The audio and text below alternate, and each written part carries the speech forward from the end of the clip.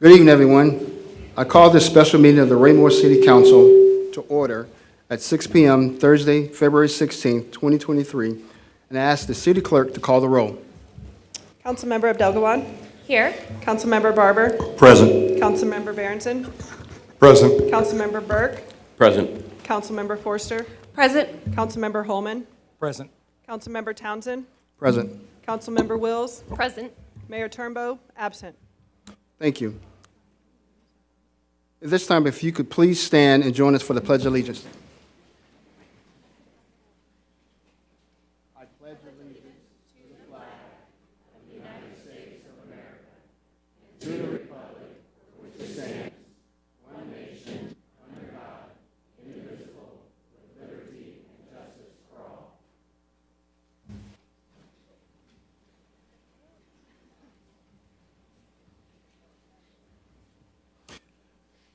Thank you. May I please have asked for the first reading of Bill 3783?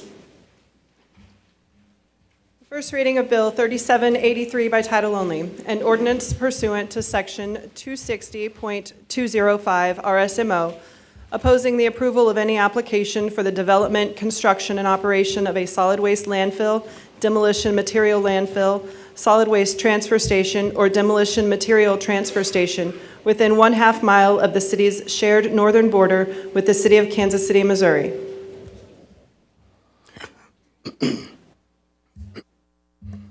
The item before us this evening does call for a public hearing, so at this time I will open the public hearing and I will ask for staff to play Mayor Turnbow's opening remarks and provide the council with the staff report on this item.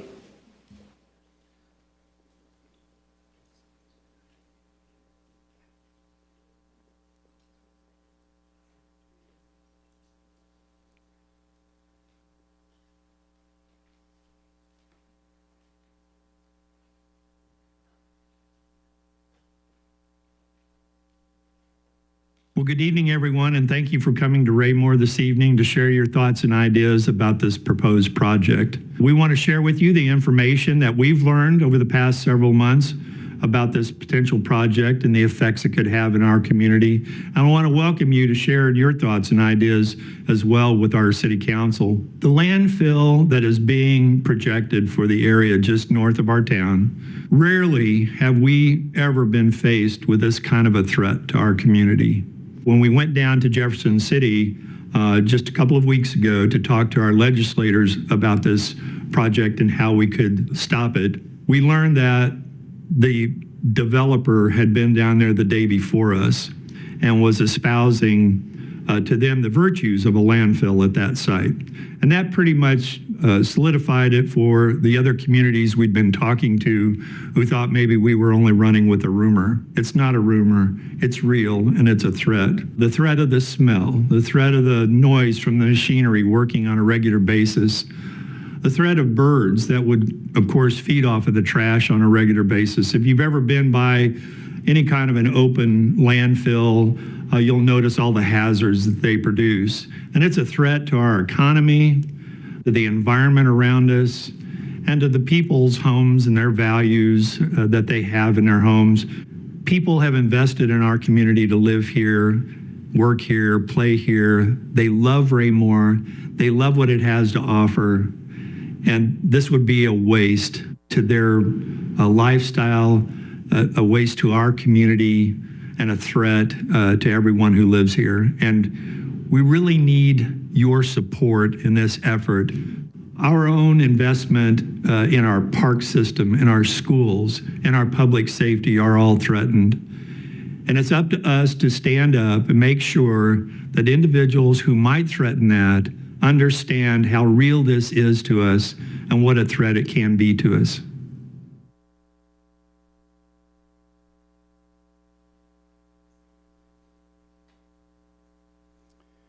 Good evening, Mr. Mayor Pro Tem and City Council members. I would like to begin the staff report this evening by quickly outlining the purpose of this evening's meeting.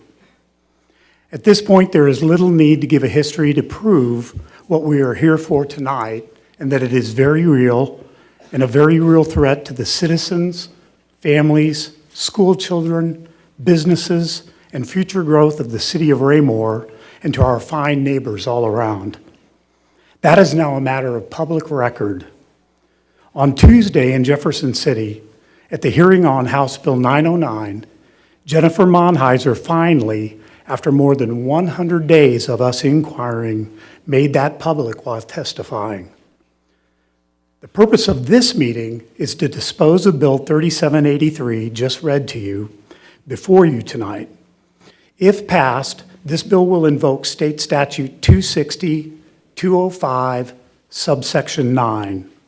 That section states, "The Department of Natural Resources shall not issue a permit for the operation of a solid waste disposal area designed to serve a city with a population of greater than 400,000, located within more than one county, the city of Kansas City, if the site is located within 1/2 mile of an adjoining municipality, the city of Raymore in this case, without the approval of the governing body of such municipality, this city council."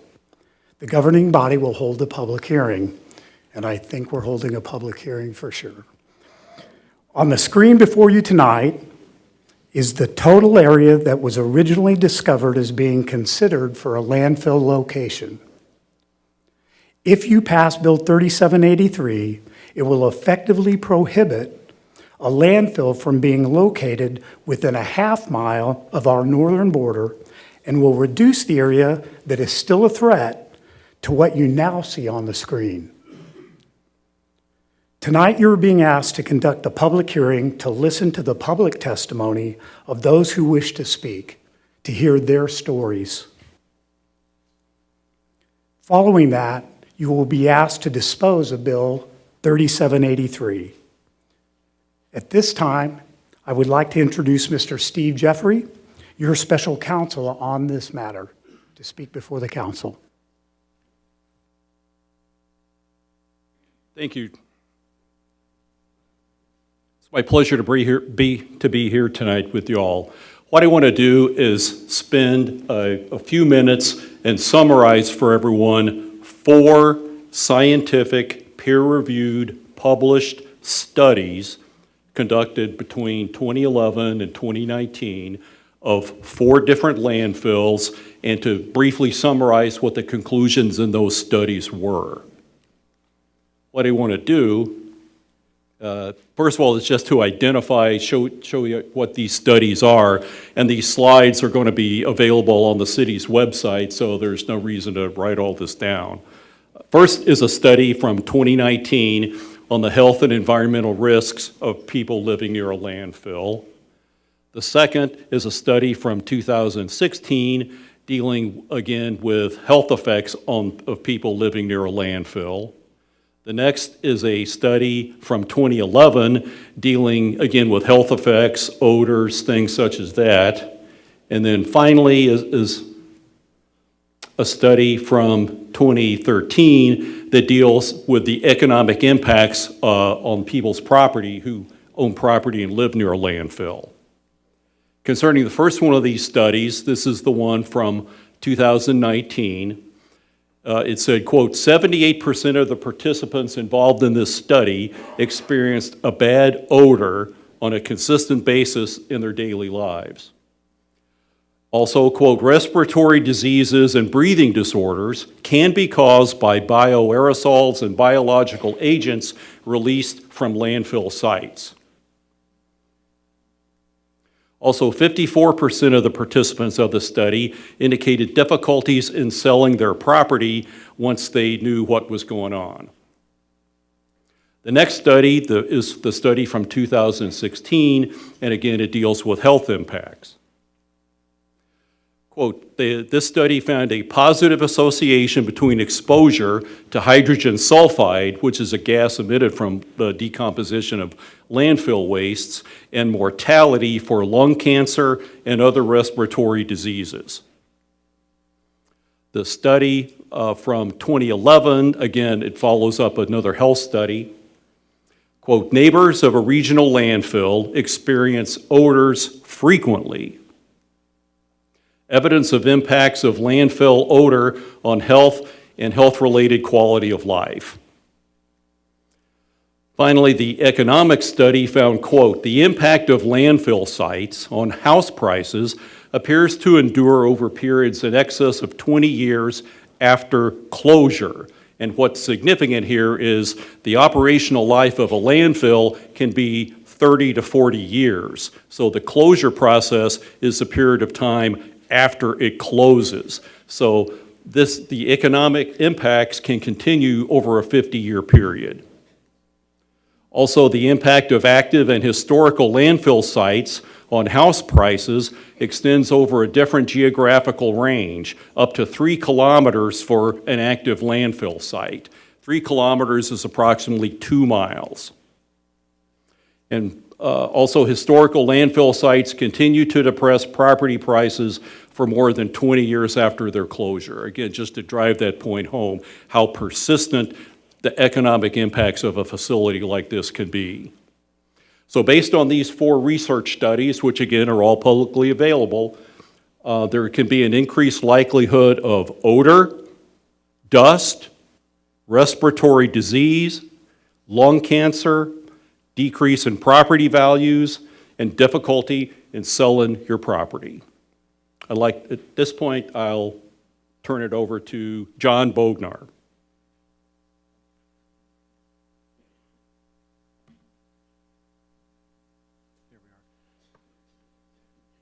My name's John Bognar. I'm a geologist, and specifically a hydrogeologist. And that person, such people, they study how fluids, gases, and liquids behave in the subsurface environment, where they go to, where they can go to, how to get them out, that sort of a thing. So I've been doing that for 45 years or so. And I wanted to, the city has asked me to take a look at this site from a hydrogeologic perspective.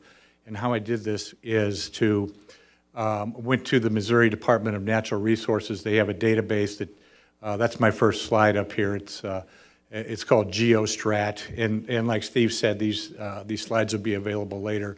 This is publicly available information. You can get on the internet and do exactly what I've done here if you're so interested in doing that. So I just wanted to, that first slide is to kind of show you where the property of interest is, and I gathered my information from around that area right there. Now, the landfill process has what's called a preliminary site investigation, and that is conducted by the Missouri Department of Natural Resources Division of Geology group. And what they do is they look at conditions, geologic conditions, these 6 conditions. I'll read them off real quick. Groundwater must be pumped to keep waste isolated above the water table. So the water table is a very important feature here, okay? And the next 2 are about permeable geologic material. Is there geologic material there in the form of surficial materials or perhaps hard bedrock that would allow for fluids to flow through them? Fluids such as a leachate from a landfill or landfill-derived gas, that sort of thing, okay? Another one is a fault that has moved in recent geologic time. I don't think that that's a consideration for this particular area right here. One that is also a little, has pretty good importance is the groundwater cannot be effectively monitored on site due to karst terrain conditions, and I'll explain that a little bit later as we get into this. And then surface voids that present a significant collapse potential. If you built a big facility in a particular area, is it susceptible to collapse? And I don't think that we have that situation here. The data set that we looked at, there's the property of interest in red there. All of those dots or triangles or circles that are colored in, those are all different features. They might be a monitoring well, they might be an oil well, gas well, they may be a geologic core, but they are all pieces of subsurface information. So the reason I show this is that I wanted you to know that there is quite a bit of subsurface geologic information available to make these initial observations. So let's look at that first condition. Groundwater must be pumped to keep the waste isolated above the water table. And so I'm going to go to a little diagram I prepared here. And we've got, the reason this is important is we've got two different government agencies talking about two different elevations of groundwater. The state of Missouri's, the geostrat says that groundwater first occurrence is 25 to 30 feet deep. And then the USDA Natural Resource Conservation Service says it can be at the surface to as much as 6.5 feet below ground at the site. So we've got conflicting information there. Now, why is that important? It's important because in this case right here, folks, where I'm got my laser, that would be that orange body is a theoretical landfill. The green is a ground surface, and this landfill goes beneath the ground. That would be acceptable according to the Missouri Department of Natural Resources rule, where you have to have a separation between the uppermost part of the aquifer, the groundwater table, and so you could actually build a landfill if indeed that was the case that went into the subsurface. The next one on this side over here is a landfill that is built on top of the surface, and again, the water table being, if it's 25 feet below grade, you do have that separation, so that would be acceptable. Now, if we go over here on the right side of this slide, and if we look at the definition that the Department of Agriculture Natural Resource Conservation Service says, if it's 0 to 6 feet, that's this little area here. If it's in there, you're not going to be able to build a landfill that has a subsurface waste body, because that would be in violation of the DNR rule. And essentially, you could put one on top, but you're probably going to have to elevate it if indeed at some time the groundwater is at the surface. These are the two pieces of information that back up what I was saying about the conflicting information. Over on the left is a groundwater elevation contour map, and it shows that groundwater is between 20 and 30 feet deep beneath this site. That's what the MDNR database says. The database that the USDA NRCS says, and that covers that area very, very specifically, is 0 to 6.5 feet is the upper portion of the aquifer. So that's the data that allows me to make that observation. So let's look at these two conditions, 2 and 6, and they're both having to do with permeability. Permeability is the ability of a material to transmit fluids, water, oil and gas, landfill gas or contaminants that may come from, in this case, the potential leakage of any leachate, any liquid that may be associated with a landfill. It happens from time to time. So we're going to look at some geologic information that's publicly available. And this is, the image on your right is a geologic map, and you can see the property of interest in red. That green, the darker of the green is called the Argentine limestone member. And then the image on the left-hand side of the slide is a column that shows the different types of rocks. If you were to drill down into the earth at this location, you would see shales and limestones, and that's what all of those different configurations look like. So I'm pointing to the one particular formation, that Argentine limestone member, that is the uppermost bedrock surface at the site. So why am I worried about that is because we don't know the characteristics. We do not know the hydraulic conductivity or the permeability characteristics of that particular rock unit at the time. So the USDA NRCS says about permeability, the superficial materials, and I've got that basically for the whole site, very, very much of that site has moderately high, it says saturated hydraulic conductivity, but hydraulic conductivity is a term equal to permeability. So the site has, the surface soils have the ability to transmit fluids, be it water, be it gas, et cetera. So that's what that federal government agency says about hydraulic conductivity of the surface soils, okay? Here is what they say in this is a web page I showed, and again, this is publicly available. Take a look at it, and you can go in there and get this information for yourself.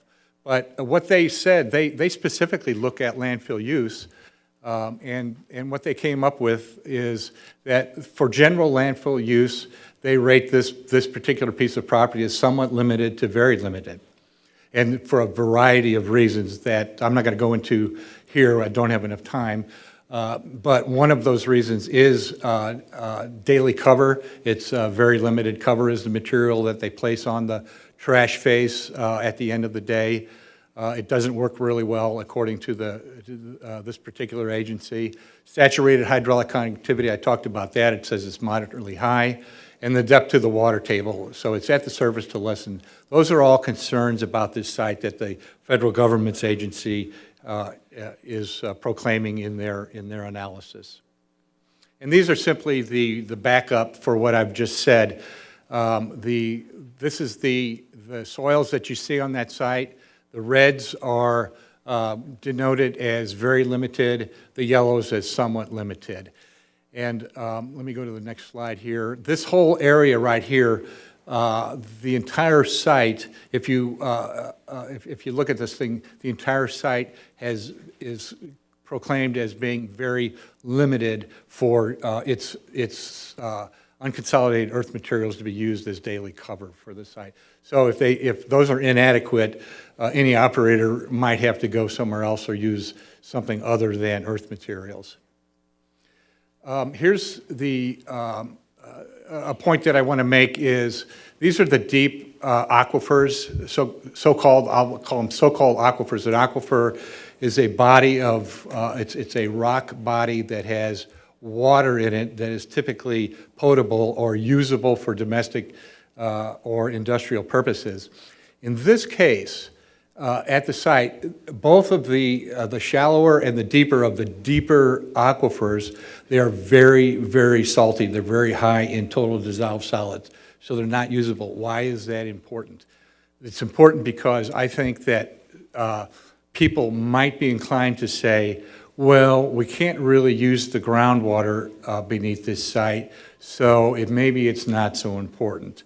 Regardless of that, the Clean Water Act prohibits degradation of groundwater. So I just wanted to let everybody to be on the alert for a lackadaisical attitude about the condition of the groundwater, okay? So these are my conclusions at this moment. Again, I talked about groundwater occurrence. It may be very shallow, and that would require lowering of the groundwater table.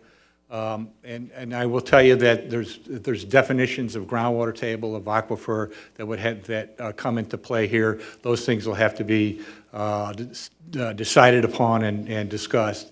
Groundwater quality, I just finished talking about that the deep water bearing units are naturally high and which could lead some, and I don't know who that might be, but some might say that the groundwater is therefore not so important because it's really not usable without heavy treatment.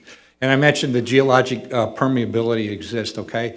Now, as well as number D, those stated limitations. I do want to add one thing that's not here, is that this afternoon we looked at a rock formation nearby it's a limestone unit at the intersection of 163 and Y, and that's got karst features in it. And you might remember that first slide that if you have karst conditions so that it makes the site difficult or unmonitorable, what karst will do is make it for a situation where groundwater it's very hard to predict exactly where it may go. In order to understand the nature of that karst system, it's very expensive characterization process that includes electrical or geophysics and perhaps some horizontal drilling, that sort of thing. So I was, when I saw that, even though we couldn't see that Argentine member, we drove around the perimeter of the property and we couldn't see an outcrop of that Argentine limestone of which I spoke. It's at the surface, but so is this one that I saw just real nearby. It's not the same formation, but it's very similar. It's a limestone, and it has indeed developed karst features. So the Argentine limestone, I suspect, is subject to those same weather forces, erosion, groundwater dissolution, that unit that indeed we were able to take a look at. So those are my conclusions. There are definitely some geologic concerns that have to be understood very, very thoroughly, not only by the state of Missouri, but any applicant. There's quite a bit of work to do to put any of these concerns to rest. And thanks for this opportunity. I appreciate it. I had no idea that everybody was that interested in geology, so.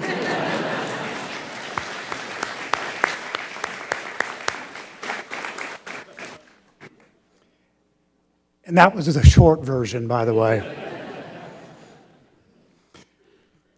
Mr. Mayor Pro Tem and members of the City Council, at this time, staff recommends approval of Bill 3783, prohibiting the Department of Natural Resources from permitting a landfill within a half a mile of our northern jurisdictional border.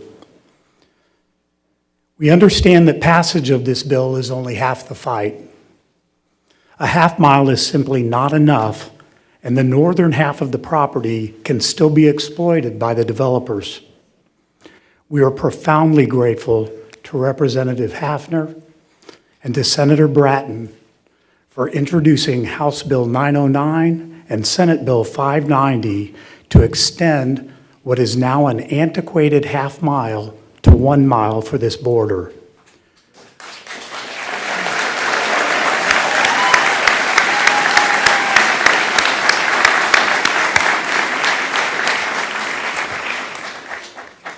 We are also grateful to Representatives Gaelic, Davis, Ely, Strickler, Faulkner, Sharp, Brown, Pollitt, Thompson, Engel, and Reedy for their bipartisan co-sponsorship of House Bill 909, an incredible list.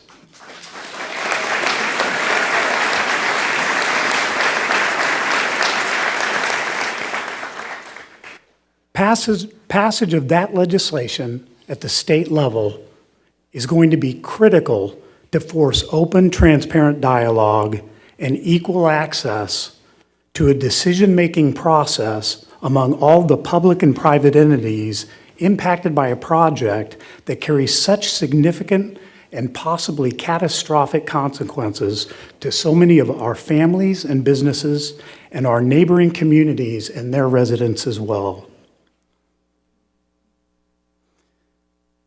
Robert Frost wrote, "Good fences make good neighbors. Good fences lead to a respect of boundaries and the people in those boundaries. A good fence for Statute 26205 in the year 2023 needs to be 1 mile." Mr. Mayor Pro Tem, this concludes staff report tonight.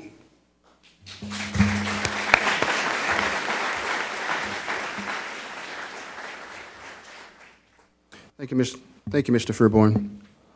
At this time, if the developer is present, you may come to the podium and present your project to the City Council.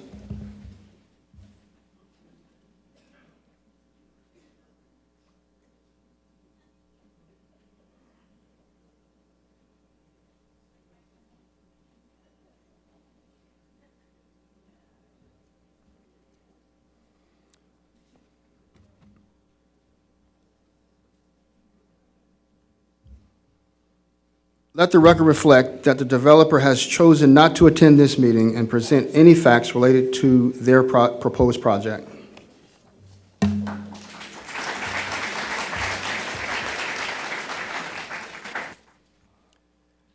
I would like to begin the public comment portion of this evening's agenda by first acknowledging the public officials or their representatives who joined us this evening. Tonight we have with us Congressman Mark Alford of the 4th District of Missouri,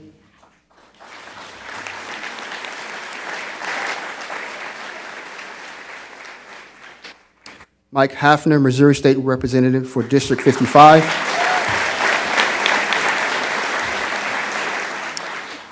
Also the sponsor of House Bill 909, Rick Bratton.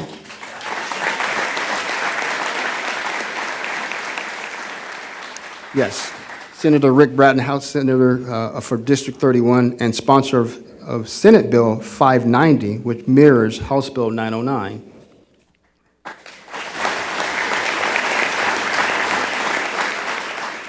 State Representative Sherry Galick from District 62. Also co-sponsor for House Bill 909. We also have State Representative Kemp Strickler, District 34.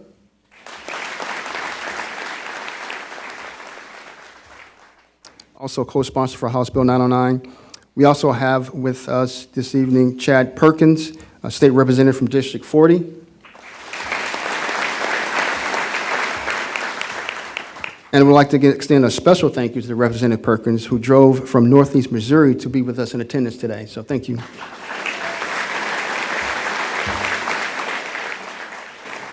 We also have our local representatives here from Mayor Larkey from the City of Belton.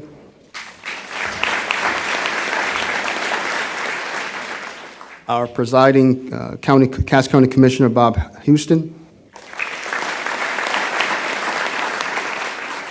And our Associate Cass County Commissioner for District 2, Ryan Johnson.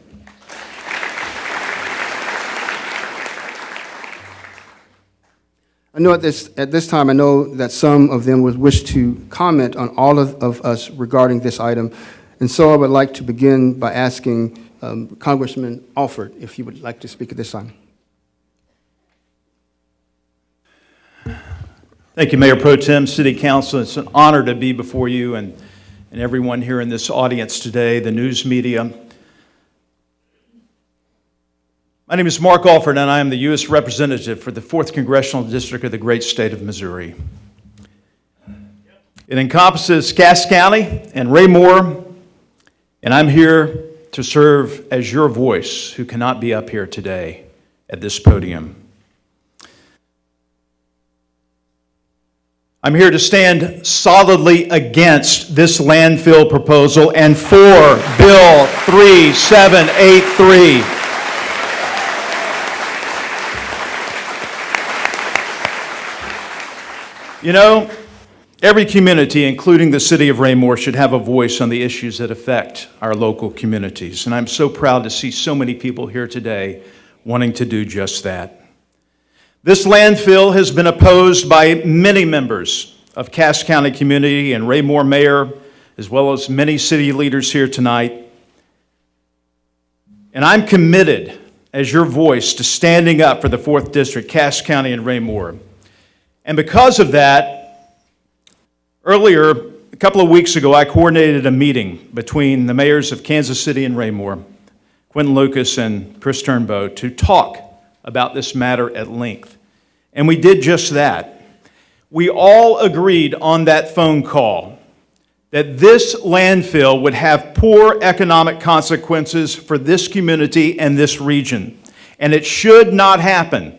Mayor Turnbow is opposed to it. Mayor Lucas is opposed to it. I'm opposed to it. You're opposed to it. We all want to be good neighbors. But this landfill cannot happen. The city of Raymore has already had builders pull out of development projects, and several home sales have fallen through due to this pending landfill. Not only have the initial discussions already impacted the city, if the landfill is implemented, it is likely to have negative economic impacts for years to come on businesses, on communities, and maybe the value of your home. Now look, folks, I'm well aware this is not a federal issue. But it's just personal, because we chose to open our campaign headquarters just down the road here at 1272 Foxwood Drive, and we chose to turn that into our congressional district because we believe in Raymore, we believe in Cass County. This is a hustling, bustling place to do business and raise a family, and we wanted to be here to be a part of that.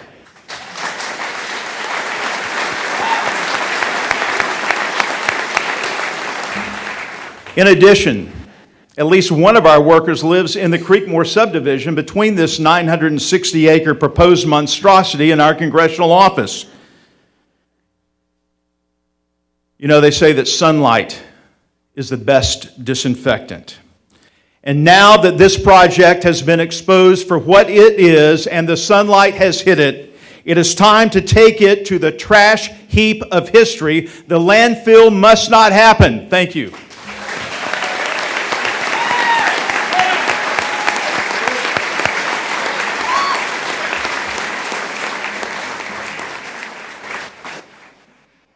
Thank you, sir.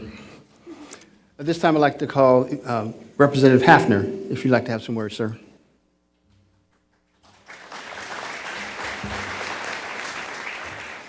Well, good evening, everyone, and I appreciate y'all being here. And what you're doing is incredibly important. You guys have to stay engaged in this fight.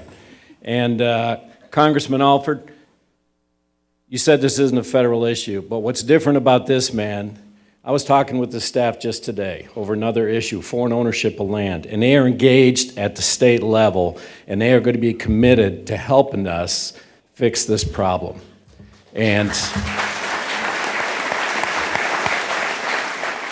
I also appreciate, not only is this bipartisan, but we have got help that is going and entirely across the state, going all the way down to the boot heel, and we're going to stay engaged on this. This is a fight of your constitutional rights. Our founding fathers stated it very, very clearly. They called it the primacy of property rights. And it goes back to the 1700s. When Thomas Jefferson wrote the Declaration of Independence, it started out with life, liberty, and property. And that turned into life, liberty, and the pursuit of happiness. I spent an entire career protecting the Constitution and protecting you from the seat of my FA-18 Hornet, and I am going to continue on this fight in the Missouri House of Representatives, and the team is going to work together to protect your property rights.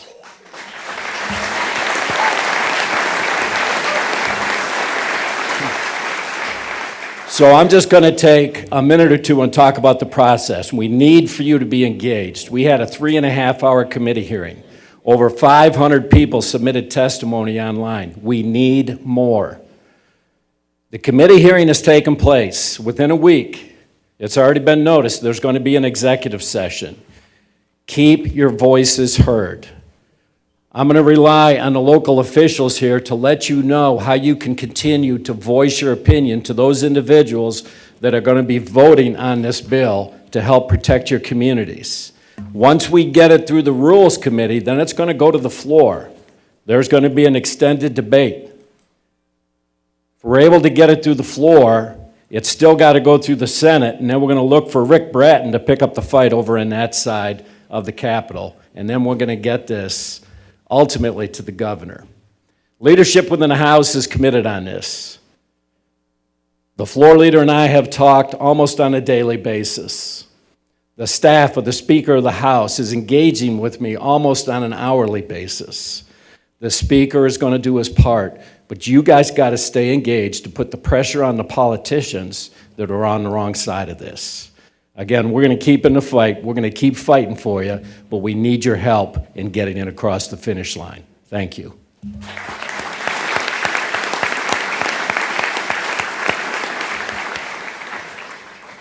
Thank you, sir. At this time, Senator Rick Bratton would like to speak. Well, good evening. This is amazing. I love to see everyone engaged on an issue like this. And you know, I love the presentation with the geological survey and how it's a poor site. But I don't care whether or not it was from heaven itself laid upon right here in our backyard that this was the best site for a landfill. I guarantee you it will never be a landfill. And you have my absolute word that I will fight tooth and nail, just as Mike is and just as everyone else is on this issue, to put a stop to this. And I'll say, I've been your representative from 2010. I'm now your senator, and I have fought on many, many issues.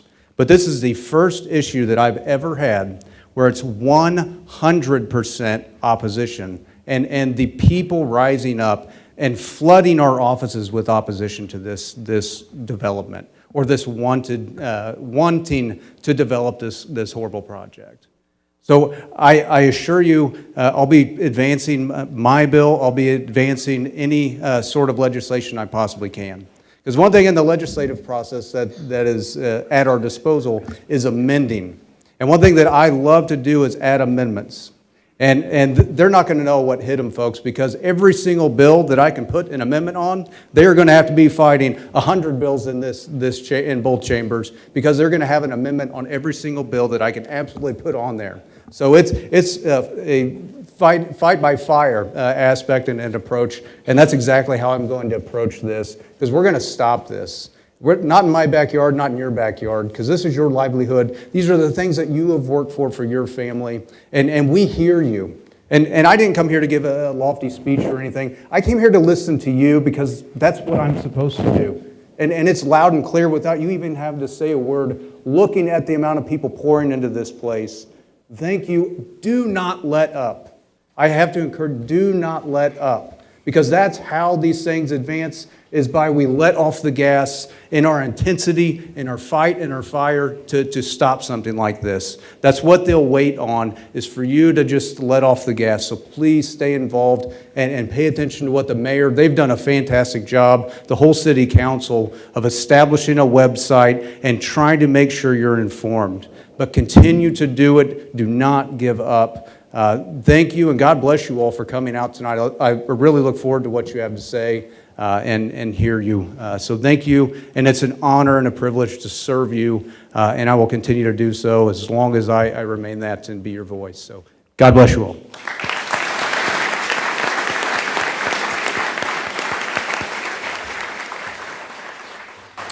Thank you, Senator. At this time, if Representative Perkins, if you would like to speak, sir. Thank you very much. I want to point out that I come at this from a very different position than the Congressman or Representative Hafner or Senator Bratton. I live 3.5 hours away. So it's not in my backyard, and it doesn't necessarily directly affect my district. But fairness affects us all, you know. And on Tuesday morning, I'm going to be voting on this. And I listen to both sides of the argument and, you know, want to learn about what's going on. And the other side uses an argument that says you can't change the rules of the game once the game's begun. But I'm not certain the game has begun yet. And the reason why I say that is this. As Mr. Fearborn has really been looking into, the Mayor Pro Tem has really been looking into, they're not certain the ground's been purchased yet. If the ground hasn't been purchased, then the developer's not out anything if we tell them no. Yeah. So I think that your staff, your city hall has really been working hard on this. I'm here to learn as an outsider and just want to get the facts. And I think the facts are saying that maybe they don't own that piece of property. And if that's the case, it makes the decision a little easier. But I think as an outsider, you just simply ask someone from the outside, look at the evidence. Is the evidence fair to you or fair to them? And if they haven't purchased the ground, how does it hurt them if you tell them no? Does that make sense to you? So anyway, I want to commend you for the work you're doing. Please keep me in the loop if you find out new information. And appreciate you all having me here tonight. Thank you. Thank you.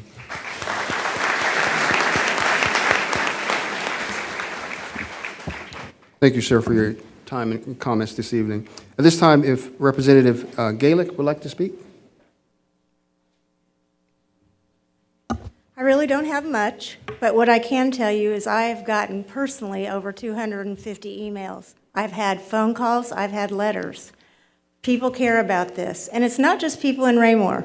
I mean, I live in Cass County, and I do have part of Raymore in my district, not the part that it butts up against Jackson County.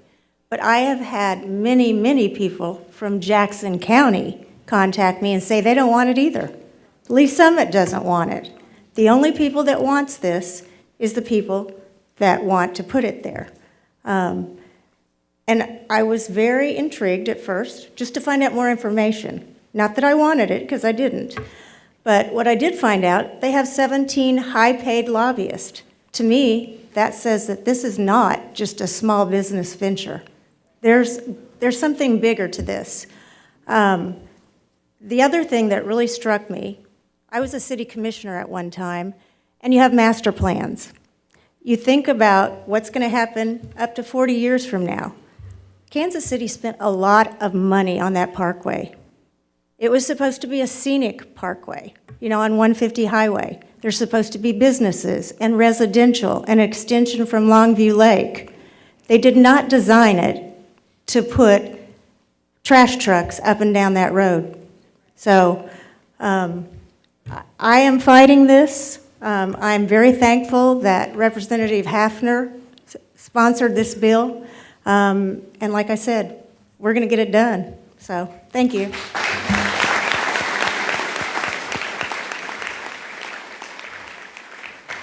Thank you, Representative.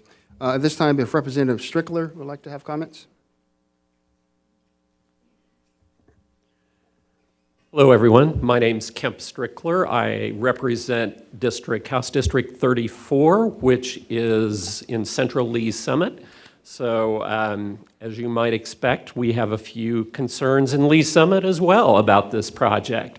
A couple things, because you didn't necessarily want to hear all of us legislators talk so long, but a couple things that I think are really important for you to know. First, Lee's Summit is equally as concerned about this as Raymore is. The Lee's Summit City Council, the Lee's Summit School District have come out against this unanimously, and it is a concern for those of us in Lee's Summit, as I know it is for other communities as well around here. Secondly, want you to know, as Representative Hafner said, this is a bipartisan, there's bipartisan agreement on this. I'm a Democrat, but this is bad for your community, it's bad for my community, it's not good for the state. So I've been very much opposed to it. I co-sponsored Representative Hafner's bill, and I look forward to doing whatever I can in the legislature to make sure that this gets through. Finally, I just want to thank you. I know I imagine I've responded to scores of you all as well who have reached out on this, and believe me, I am very much in support of 909. This is a bad place for a landfill, and you all shouldn't be paying the price so that someone else can make profit on this little bit of ground. So thank you very much for having me.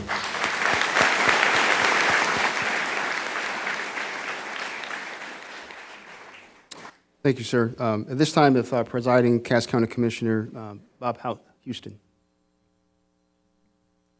Thank you, Reginald. First of all, I'm Bob Houston, Presiding Commissioner of Cass County. I represent the entire county of Cass County. We have two other commissioners, Ryan Johnson, who represents this area of the county. He's here tonight. And Monty Kisner, who represents the southern part. He wasn't able to be here tonight, but we all made the travel down to Jeff City on Tuesday. We left about 4 in the morning, spent all day down there, listened to a lot of testimony about the bill and stuff, but I just want everyone here to know for sure that the Cass County passed a resolution in opposition to this landfill. We're 100% against this landfill. We're going to come alongside our partners from Raymore and Belton and Lee's Summit and Grandview. This is not the place for the landfill. So we're going to work together. We've hired several firms through the county that's going to work with Raymore. They've led the charge on this. You need to thank Chris Turnbow, Jim Fairborn. They brought this out to the light several months ago when no one else knew about it. Everyone was denying about it. So they own a lot of this to help keep our community clean.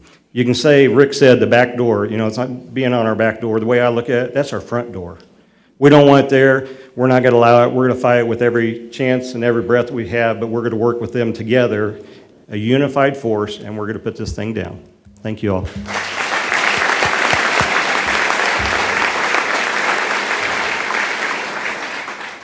Thank you, Commissioner. And at this time, if Commissioner Johnson would like to have some words. Good evening. My name is Ryan Johnson. I have the distinct privilege and honor of being your Cass County Commissioner. I live in Raymore. My wife and I moved here when she was first pregnant with my daughter, who's now 15 years old. Raymore is home. It's where we chose to raise our family and build a life together. I live in one of the neighborhoods that will be uniquely and significantly impacted if this were to go through. Our commitment is 100%, more if it could be. I do want to thank Mayor Turnbow and Mr. Fearborn, the rest of the council, the rest of the staff of Raymore for being out in front of this very early, for not only alerting the public, but flagging it and making sure that everybody knew about it, and for being resolutely opposed to this project. Thank you.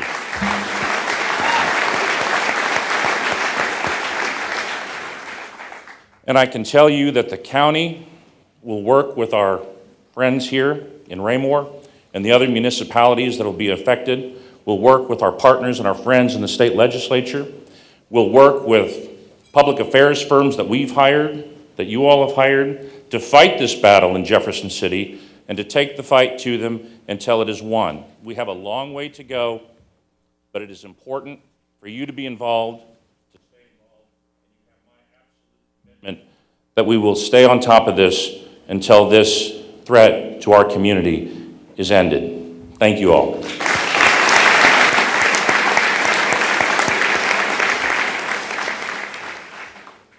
Thank you, Commissioner Johnson. And Mr. Fearborn, a quick point of order. As I'm looking over my notes, I failed to ask council if they had questions of staff. Is it appropriate to, at this point of the agenda?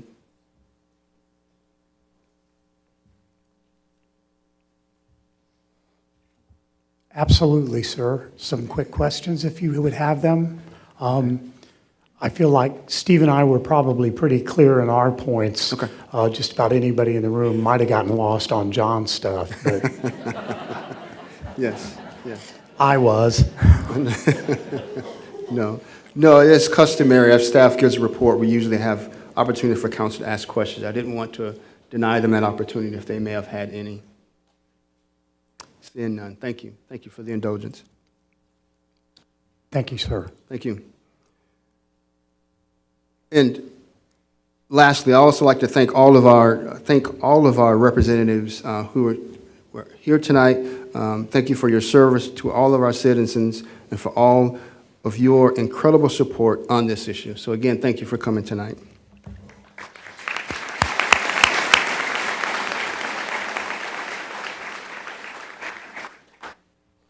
I now would like to invite the public for their comments. Those wishing to make public comments will be asked to state their name and address for the record. Fill out the orange communication card prior to speaking and return it to the city clerk or one of their staff assisting her in keeping comments, and keep your comments to 2 minutes or less. We will start with, we have a packed house this evening, but we will start with 5 comments in support of this bill, then allow 5 comments in opposition to the bill. Should one side not have any other comments, we will continue with one side until everyone wishes to speak. So even though we're starting with 5 and 5, we'll obviously give everyone an opportunity to speak and have it, to give their for or against. So at this time, if anyone would like to speak, please step forward to one of the podiums, and if you would like to line up from the sides, but as stated before, hand your card to one of the clerk or those that are assisting them.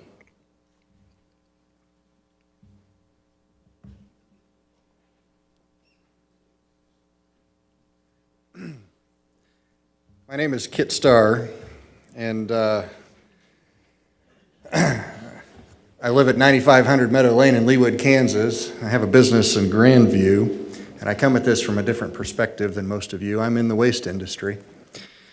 And the waste industry has had some challenges and has some solutions that make this entire thing completely unnecessary. And I thought I would use my 2 minutes to tell you a tiny bit as to why we don't need another landfill in the metro. Cities have been struggling with how do they get the trash. Trash is always created where people live. Nobody wants it deposited where they live. And so the challenge of getting the trash away from homes and businesses and environmental hazards has been a real issue. My business partners and I looked at that and designed a way to handle that, and we created a business in Grandview called Raptor Recycle and Transfer. And we came up with a patent pending process to handle it in a much cleaner way, taking the trash from the hauling vehicles, putting it directly into semi-trucks that can take it to the landfills well outside the metro. Transfer stations can take this waste 50 miles. There's no need. It is a complete false narrative that we need another landfill in the metro. We do not.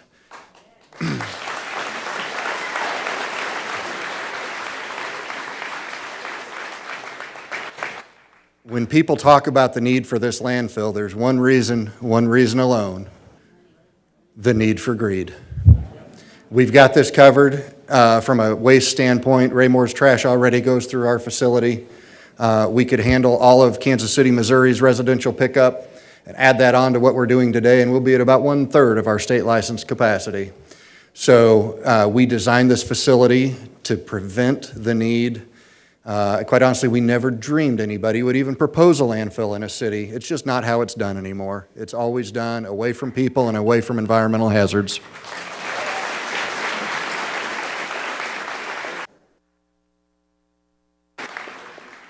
So I'm in support of the bill. Thank you.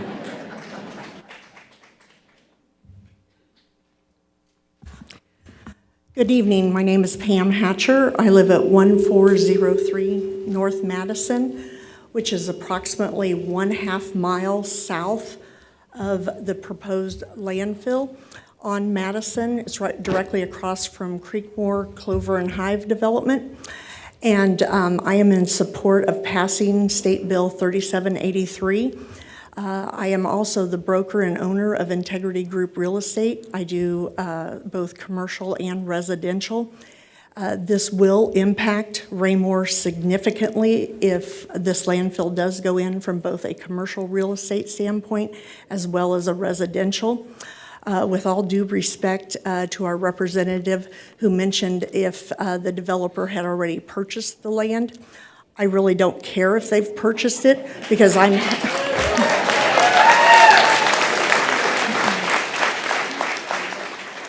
I'm happy to relist it for zero commission for them. Thank you.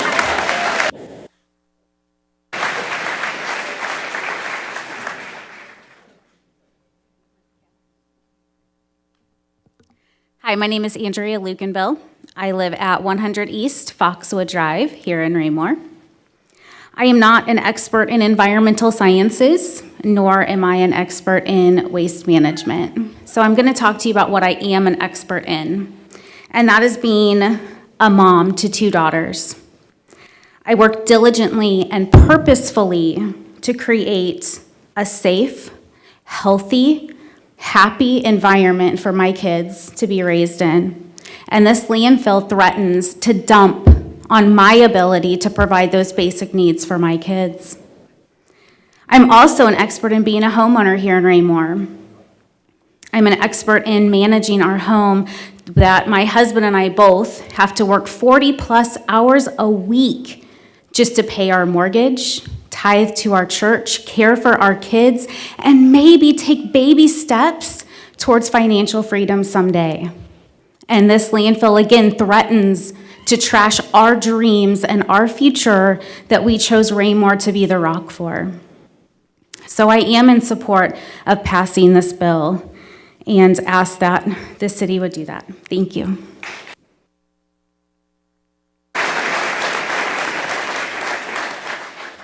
My name is Sarah Thompson. I live at 806 Bridgeshire Drive in Raymore, Missouri.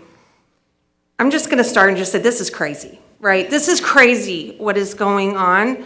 And if you were to ask me a year ago if we'd be here tonight, I would laugh you out of the room, and so would all of my friends.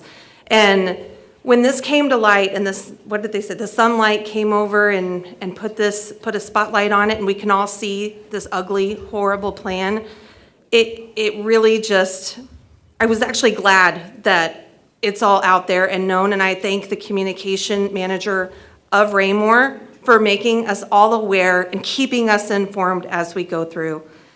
I live in Creekmore. It's a subdivision. I've been a resident of Raymore for 20 years.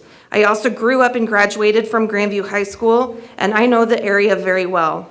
I am very much opposed to a landfill at the proposed location. Aside from the obvious property value issues, I'm more concerned about the safety and the health of the community. The amount of schools, homes, and businesses so close to it frankly scares me to death.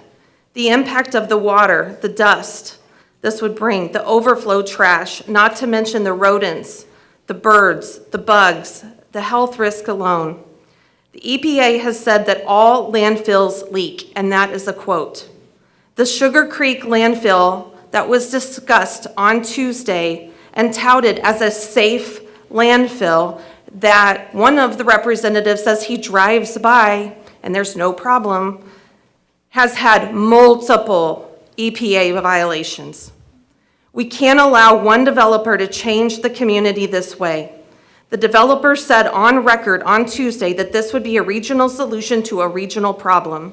However, she is opposed to a bill that would allow for regional input and say. That tells me all I need to know about her amazing plan.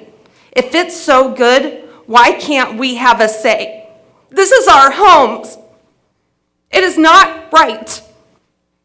And thank you for standing up for us, because we need it and we need representation. And for you to stand up tonight and say that you will do everything means the world to my family, my kids, and my friends, and all of us. This bill stinks. It's, I'm not Bill, the landfill. I'm sorry, I'm getting all messed up. Okay, so it stinks as bad.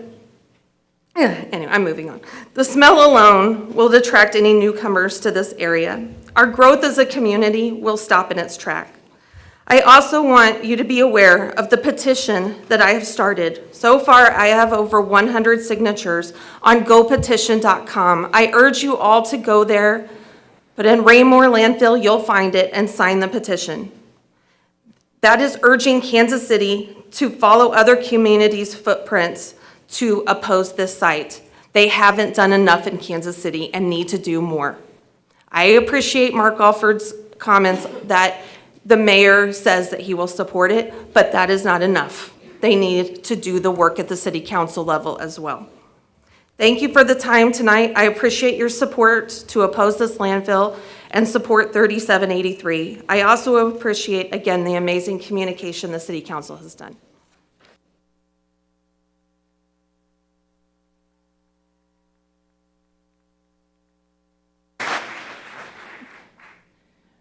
My name is Patricia Gore, and I live at 206 Gore Road. And yes, I am the Gore on Gore Road. My family has owned that land for 140 years. It'll be 141 years, March the 9th.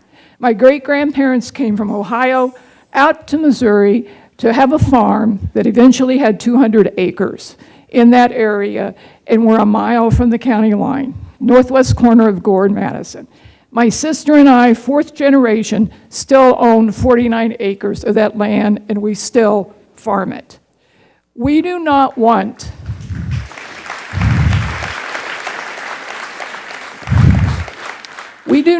something like a landfill that close to land that means so much to us.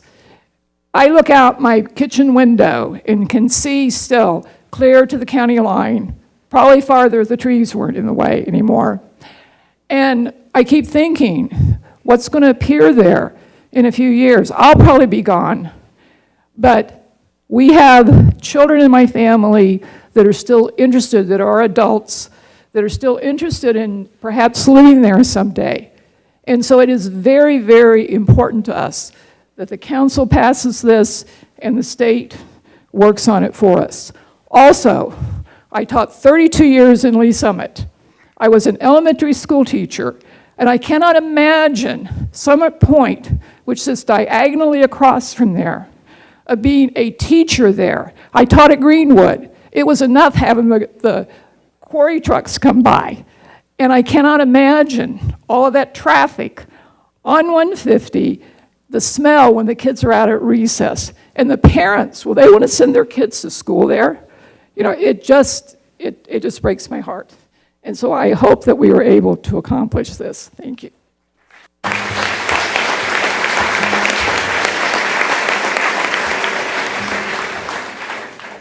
Thank you. That concludes the 5 comments in favor of this bill.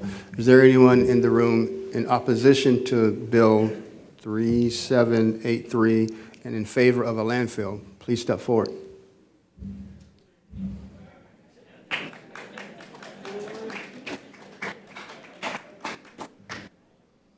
Is the developer here? Hearing none, continuing on for those in favor of Bill 3783 and in opposition of a landfill, you may continue with comments. Hi, my name is Danielle Turpin, and I live at 1208 Thompson Circle, and my backyard looks at the proposed site, so we could see it from my backyard. I have spent the last 30 years protecting, advocating, and improving the lives as an Air Force veteran and now as a healthcare executive. I'm not an ecological expert, but I am an improvement scientist. And what I can tell you, when you lack the knowledge, you go to, as was presented here, peer-reviewed articles, Google Scholar. Just look it up and see what happens.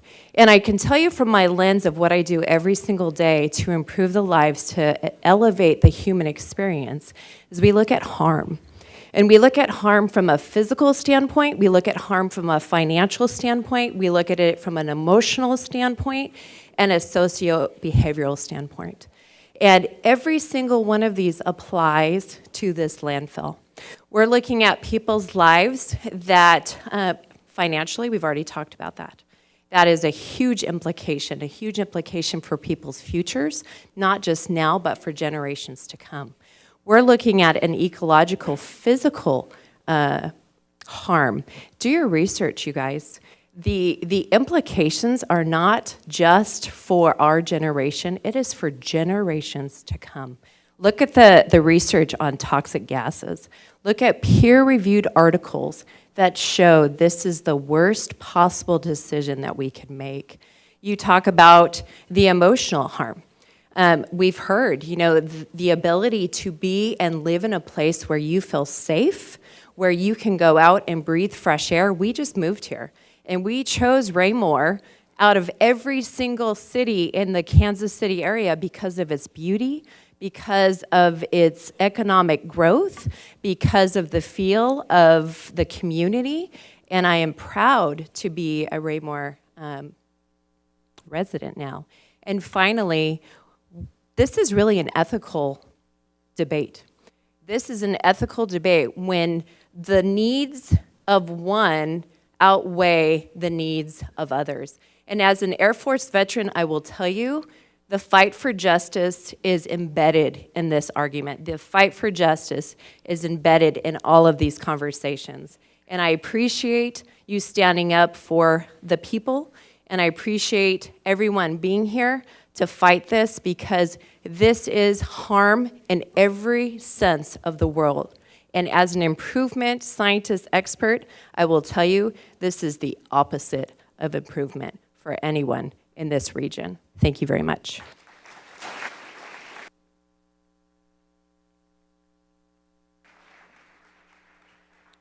Well, my name is Randy Wills, and I'm not real good at public speaking, so I made myself some notes.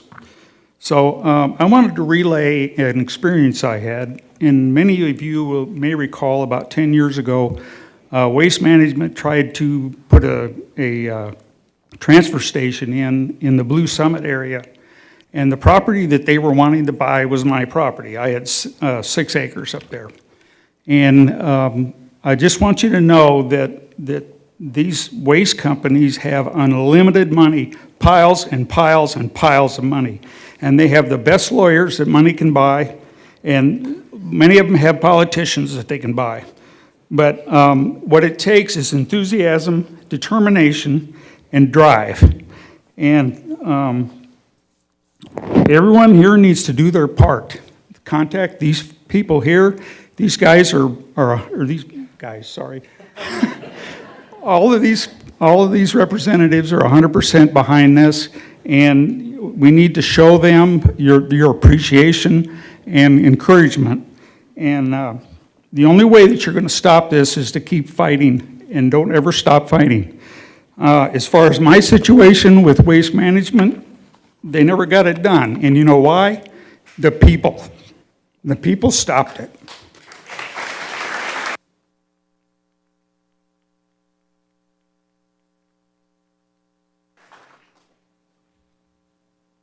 I'm short.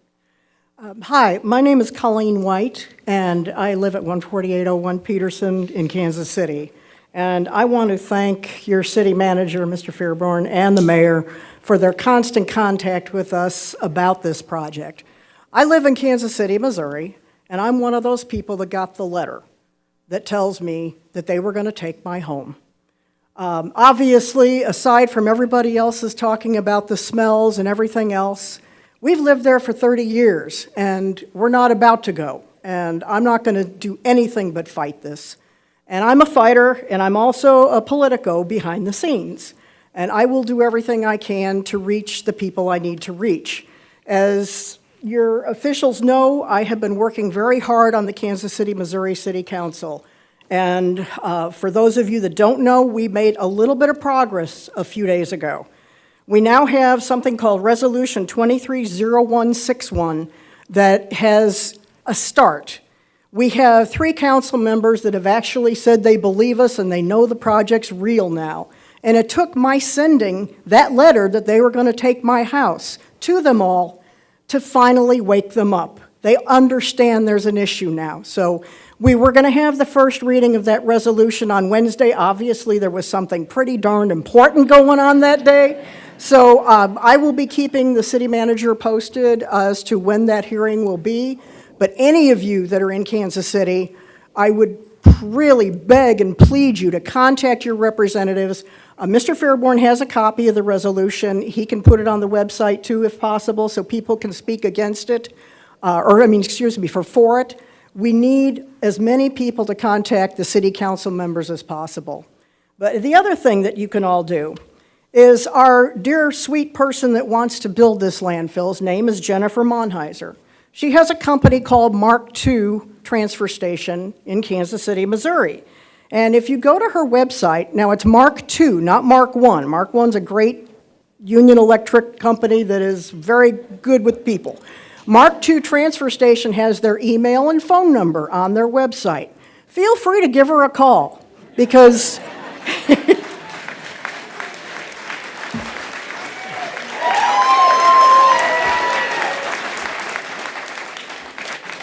or I can give it to you here, but my time's up. So I just want to thank you. I support this council's actions, and I thank God for our elected representatives and what you're doing at the state level. And I really appreciate all the work and everybody that's here today, because I'm one of the chosen few, and I see a handful of others of us in this room who are going to lose their homes if this thing goes through. And I don't want to have that happen. I want to live my days there, so thank you.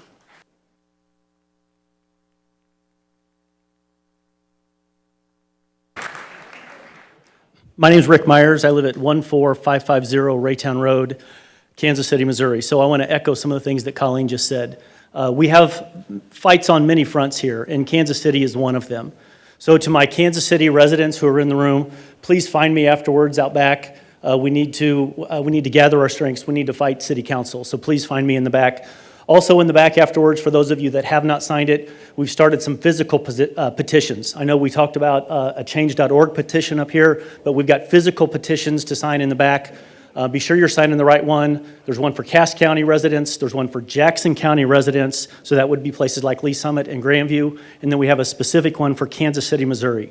We want to keep those clean, depending on where we need to send those in the future. So please find us in the table at back if you haven't already signed that.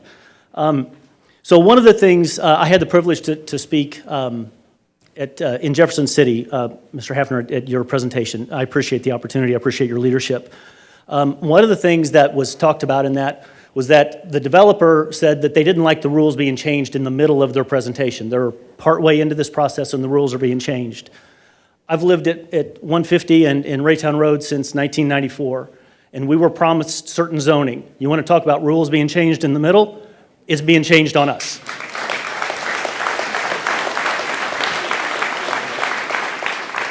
So There's been a lot of requests for your support tonight. Obviously, everyone here is very interested in this thing. We need to keep one thing very clear as we're talking about our support. We are opposed to the landfill. We support House Bill 909, right? So I was looking at some of the things that were testified, the submittals online.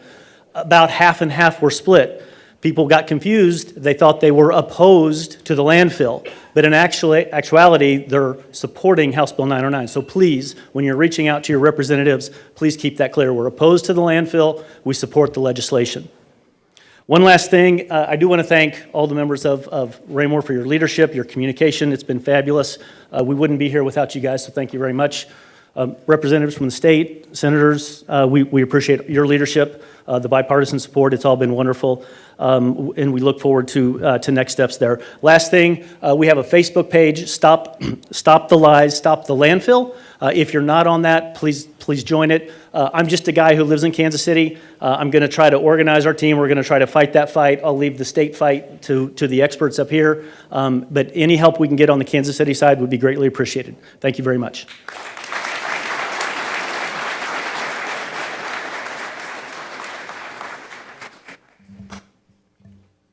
Any other comments?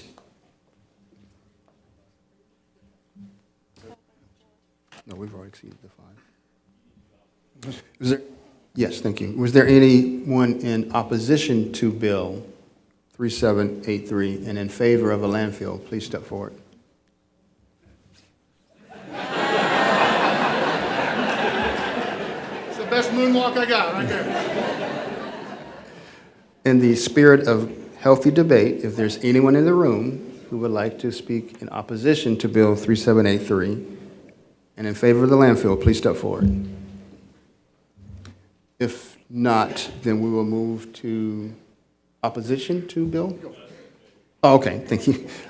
Then I believe the gentleman was first on this side. So, sir, thank you. Sure. My name is Todd Burke, and I live at 1214 Buckingham Court, which is in Creekmore. I wore my school colors today because some of you know me as Coach Burke in the room. Been at the Summit Christian Academy for 6 years as their head football coach. And just want to clear up some misconceptions that may be out there that just because Ms. Monheiser coaches at Summit Christian Academy, the rest of us are not for the landfill that are in that for Summit Christian Academy.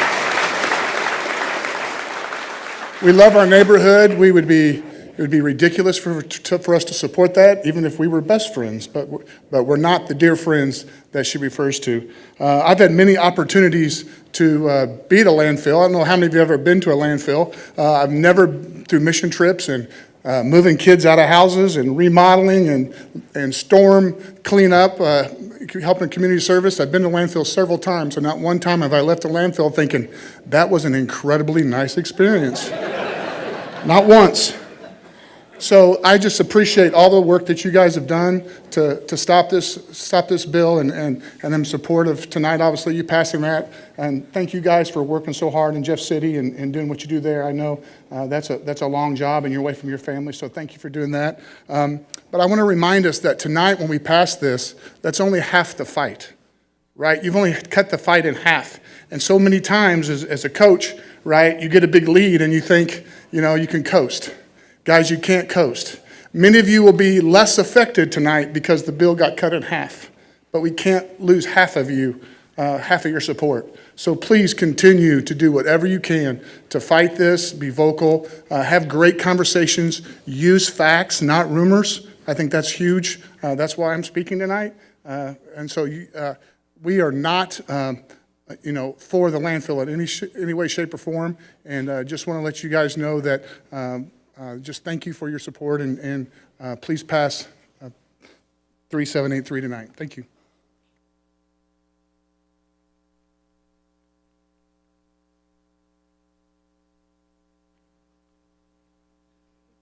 Hi, I'm Dave Little, and this is Dave Little, and I live at 10705 Peterson Road, or 150 High, State Route 150, corner of Peterson 150 Highway. Yes, they've made offers. Just to get up front, people are confused. They made offers on our house. We have not taken it. No offer's been taken. And we also own a business across the street, which is the city of Kansas City, Missouri, has stated they rezoned it from the Longview Beautification Project, which was started before Bannister Mall, and they changed the zoning on us. 4 years, did not tell anybody that the zoning was changed. Then we were fined and had to spend lots of money on court fighting the city on the zoning. We should have been grandfathered in. They didn't let us fly. They said that the size of our equipment was too big, and they're making us move. And with that being said, this equipment here is way larger than what we have. Way, way larger. And the effect of this will, by the time we get ready to move ours, and this announcement's gonna kill the value of that property. And so we're looking at it in two different aspects of what's gonna happen to us financially and our business having to be moved, and how are they gonna let them come in and do something a lot bigger. So appreciate your time. Thank you.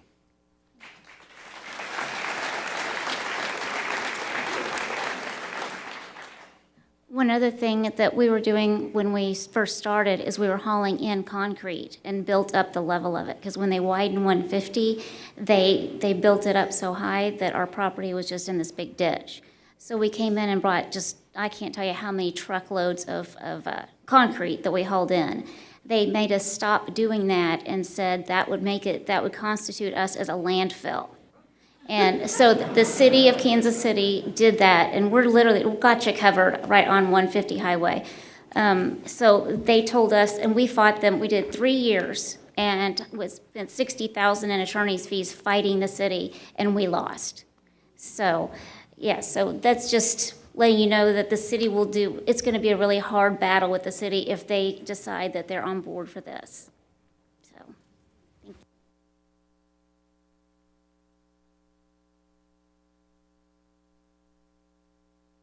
Ladies and gentlemen, my name is Terry Clark, and I have lived in Raymore since 1974. Well, I'm sorry, I've lived in Cass County since 1974 and been a resident of Raymore since 1983. I raised my children here, and my grandchildren reside here now. I'm also a resident of Creekmore. I live one house away from 155th Street. And thank you, Tyler Hayden, for going down and speaking on behalf of our community. Tyler lives in that house that's between me and the proposed landfill. I'm a real estate agent in this community. I'm not an expert on waste management. I'm not an expert on economic development, but I am an expert in property values and what goes on in this community with regards to residential properties. I also am a transplant recipient. So to say that this landfill will have a negative impact on me personally, the people I love in the community, and health-wise is astronomical. How will I be able to sell homes in a community that I physically can't live in because of medical reasons and being on immunosuppression? When they say that we need to write letters to our representatives, they mean write letters. Don't talk about it. Nobody cares about talking about it. Bombard them with letters, phone calls, signs, anything you can do to get your message across. Because if you don't, we will not win. And our property values, it's not a matter of if they will be affected, they will. You can take that to the bank.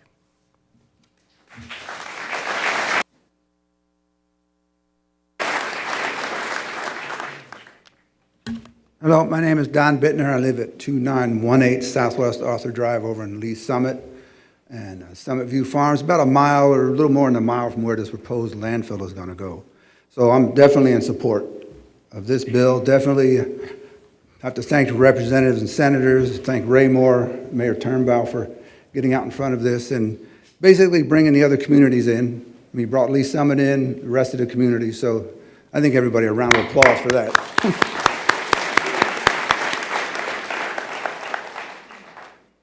sounds like we may get some traction from Kansas City itself, because this property is in Kansas City. So it sounds like there's maybe some work from previous speakers that they may be passing a resolution against this landfill. We don't know. My understanding is this is zoned R80, which is residential, and I believe the landfill currently cannot go on that property, which I believe is the case right now. They could put a demolition landfill with a special permit. My research shows the only way a landfill is actually going to be able to go in there if Kansas City rezones it such that a landfill can go in there. So if the mile resolution passes, I think we're okay. I think the landfill can't go in. If that doesn't pass, we're at the mercy of Kansas City on this landfill. So we're not Kansas City residents, most of us, but somehow we have to influence Kansas City to not rezone that. I mean, everything's built on relationships. I don't know what the relationship this developer is with Kansas City, government officials, legislatures, who knows?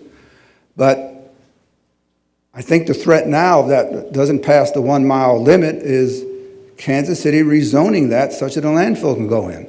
And I think I'm a little disappointed that we don't have any officials from Kansas City here today coming right out and saying they object to landfill.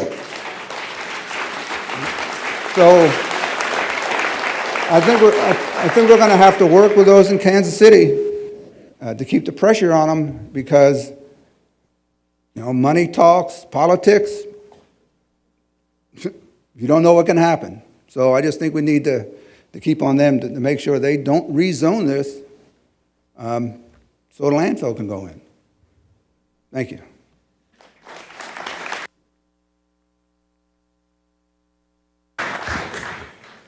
My name is Brian Casey. I live at 1414 Creekmore Drive, obviously in the Creekmore community. A couple things that I want to point out tonight. I'd like to address our representatives and senators here. I appreciate you all being here, as well as Mr. Alford. I don't think this bill goes far enough, House Bill 909. Honestly, I think it's tailored to protect us and our community, which I greatly appreciate. I think it should be farther. I think it should be more like 5 miles. I think it should be a distance that maybe not set to a specific number, but that all communities that will be affected or potentially affected by a landfill or any other type of project should be able to have their say in it, that we shouldn't have to rely on just a city council motion, a city council ordinance, that our state laws or our federal laws should already protect us, that those of us that live in the nearby communities don't sit there at night trying to sleep while they're worried about their biggest investments of their lives are attacked and threatened. That's what I feel like. I feel like my biggest investment from my wife and I, for our children, and anyone else's children's future here in this community that we chose to live in is threatened. I would also like to address the fact that there's NDAs, non-disclosure agreements, that these landowners are being forced to sign.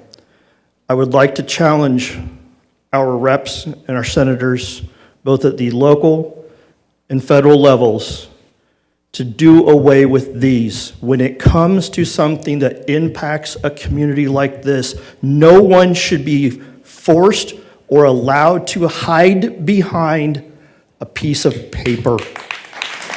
This is ridiculous. You want sunshine to cleanse things? It's time to bring these out into the sunlight. Thank you very much.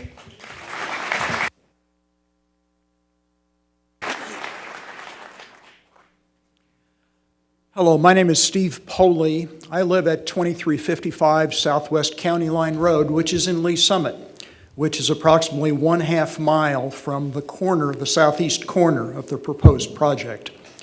My wife and I have lived there on our property, our farm, our home for 35 years. So economic impact to us would be absolutely severe. I commend the council, I commend our representatives and senators for all that they've done. I behoove you all to continue to contact people that are involved in this, both to support and for those that we find out are opposing in Jefferson City the progress that we're trying to make to stop this landfill. So I'm opposed to the landfill and obviously in agreement with both the House and Senate bills and what the council's done tonight. One thing I will give you, and I'm only interested in facts, I live with facts every day and try to find facts because I'm an investment manager and have been for a long time. If you look at areas that have landfills and simply drive by them, if you drive to Lee Summit and go down Hamblin Road, if you go down 49 toward Kansas City, north of 95th Street toward 75th Street on the east side, you will see the economic impact that has been devastating for years and years and years. There used to be farms and homes in Lee Summit on Hamblin Road. They're no longer there. They haven't been there for a long time. What you have are city buildings going up or small businesses going up, and they're just doing that because the land is so cheap, I'm afraid. So I behoove you to continue to be involved in contacting those particularly that are opposed to what we're trying to do in Jefferson City. Thank you.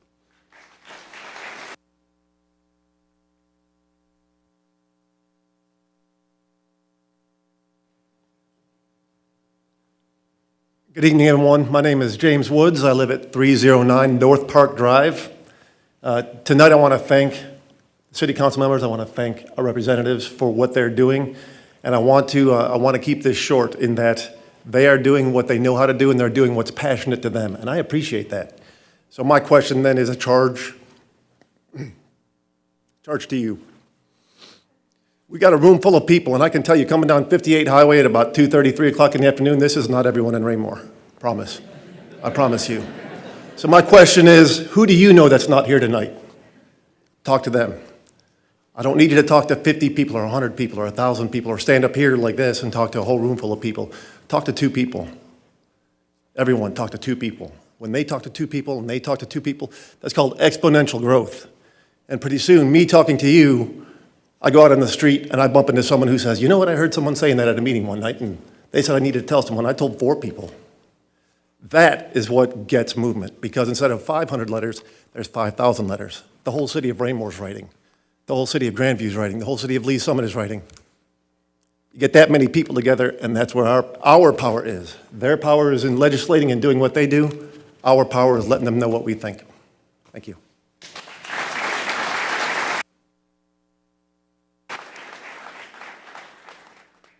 My name's Ray Kinney. I live at 701 Mesa Ridge Drive, Madison Creek subdivision. I'm the HOA president there. I'm not going to talk about how bad this idea is because I'll be preaching to the choir. What I want to know is who I'm fighting against. Who's in favor of this? Jeff City, the city, Kansas City. Those are the people that you're going to be fighting against. How do you know who you're battling if you don't have a name? We should have a list of people here in the state level, the city level, who you're fighting against. Because otherwise we're just sitting here complaining to each other. Let's talk to our state representatives, let's talk to our city, let's get a list of names, let's get phone calls, let's get letters, let's get it going. And that's all I had to say. Thank you.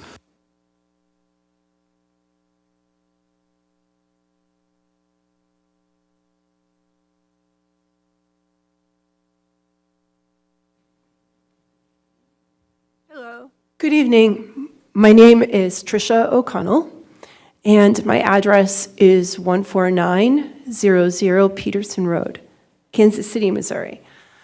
And I'm here tonight to support the bills and to oppose the landfill. So thank you all for being here tonight, and our leaders in Raymore, and it's great that we're all here together. So on Tuesday, I was in Jeff City to talk about the project from an engineering perspective. I'm a civil engineer in Missouri, so I see projects all the time. I've also lived on the Kansas City side for a long, long time. And I just want you all to know a few things about our side of the county line. This area that the landfill site sits on is part of a well-developed master plan for that area called the Longview Area Plan. And the Longview Area Plan says nothing about its goals being landfills. Nothing. I read the whole thing. Great reading. If you can't sleep at night, search it. It's available. Check it out. But what it does say is that it strives to provide. The Longview Plan isn't something that was here yesterday. It's not like the Monheisers, who maybe had a plan a few months ago. The Longview Area Plan has been around for decades, 43 years since 1980. And its goals are to preserve the rural and historic character of the area, provide people housing options of low-density residential housing, to provide, to look at Longview Lake as an anchor resource of our area, and to provide recreational opportunities and really treasure that lake and the water in this area. Also, agricultural opportunities. So, the Monheisers need to check this plan out. And also, when they purchased the land, I think many of you obviously own property in the area and maybe had your own goals and dreams of what you want to do with it. Before you buy the land, we don't really know if they have bought the land, they've provided no proof of that, but hypothetically, before you buy the land, check the zoning, because landfills aren't permitted by the zoning either. And furthermore, one more thing that's really important is on the coordination with the Missouri Department of Natural Resources. They were asked, Jenny was asked, have you coordinated? Have you reached out to MDNR? No coordination whatsoever. So for a project to be upsetting this many people and not even have gone through preliminary assessment, to me is just incredible. They could have coordinated with those property owners. They could have done investigative drilling. They could have, worked out a deal to see, at least from a preliminary perspective, is this a suitable site? But they didn't do that. They didn't create a plan. They didn't do anything to verify to us what they were trying to do and if it was safe in our area. However, if they had required to do a preliminary assessment, if that were positive, which we heard tonight, there are many geological and hydrological problems with this site. But if the site were, say, in a preliminary way, passed the test, then they would go on to the permit application. And one of the questions that's required is, do you have appropriate zoning? They would have to check the box, no.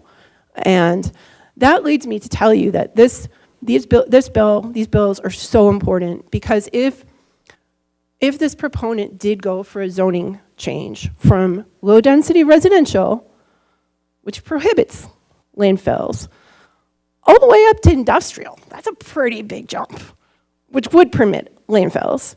If they were to do that kind of zoning, they are required to notify residents within 300 feet.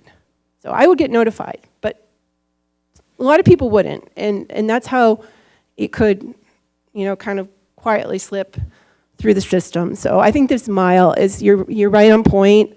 It's a great idea. It provides everybody a lot of protection, needs to happen as soon as possible. So thank you all. Yep.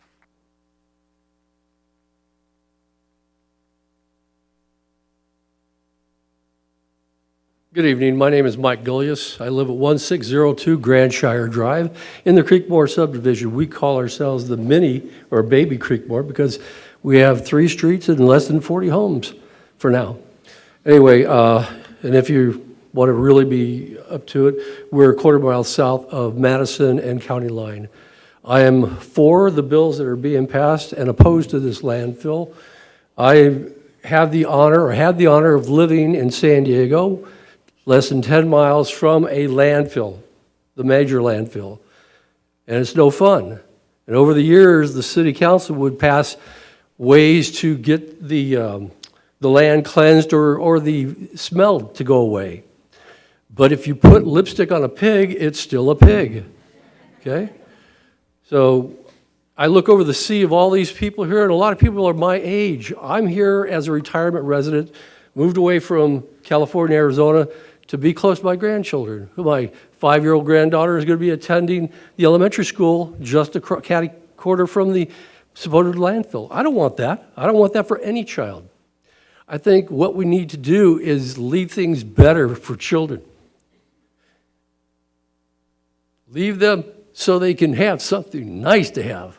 I love sitting in my backyard, drinking my coffee, listening to the train in the background.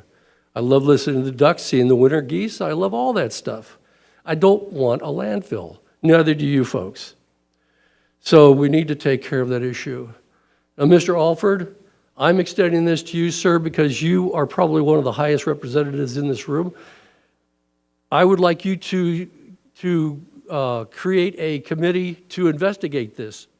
From what I've heard, there's been quite a bit that's slowly coming out about things that have not been divulged, and we found out last October, well over a year after this thing started.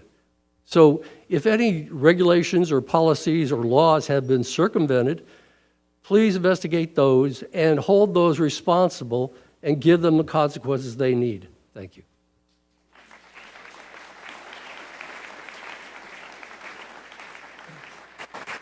Good evening. My name's Tom Circo. I live at 605 South Sunset here in Raymore, Missouri. Most people know me. I know most of you. I've been here quite a while. Been here in my business in '01. I was on the council for 4 years, just recently got off. We all know how bad this thing is, but what I'm here to tell you is I know this mayor, I know the city manager and this council members very well. I know Mark Alford, Ryan Johnson, Bob Houston, Rick Bratton, Mike Hefner very well. I've dealt with them not only politically, but personally for years. When these people get up there and tell you they're going to fight, they're going to fight. When this council tells you they're battling for something for this city, they're battling for this city. I love this city, and me and Mrs. Hubach always told she'd come out, you love this city so much like I do. And I'd always laugh with her, I do. And they love this city also. Those people and your representatives are here, elected by the people to do a job. They will do that job, but we have to stand with them. This is one of those times you get the elected officials to do their job, but they're going to need everything we got to put this over the finish line. So I'd reach out to you like some people have. I thank all of our officials. I know them very well. They're good friends of mine. This council is fantastic. The mayor, the city manager, their staff of the city, they love this city. And they're not going to sit here and just let this thing dissolve and go away. Trust me, they will battle tooth and nail. But we need to battle with them. So I want to come up here and say, hey, we all know everybody's here hates this thing coming. They hate this landfill to even be here. We understand that. But let's be positive. We have people who will fight. We have elected officials down here, which I know will battle for you. We know Mr. Alford, our newest congressional 4th District congressman, what he can do on that other level, he will do. But our state senator, our representative, Mr. Mike Hafner, you got your county. They're going to battle. Join them. Come together. See what you can do with them. Ask them questions. What can we do as a city, as the people of the city of Raymore and all of our surrounding areas that are going to be affected by this horrible thing from Kansas City? I reach out to you and say, yes. I like to close and say something that's kind of crazy, but, you know, great president once said, don't ask what your country can do for you, ask what you can do for it. I'm saying this is a great people. They're going to work for you. Let's not ask what they're going to do for us. We know. Let's ask what we can do for them. We need to reach out, join this group, join this city, join these elected officials, and we need to fight tooth and nail to the very finish, to the very bottom. So let's go. Let's get it done. Thank you very much.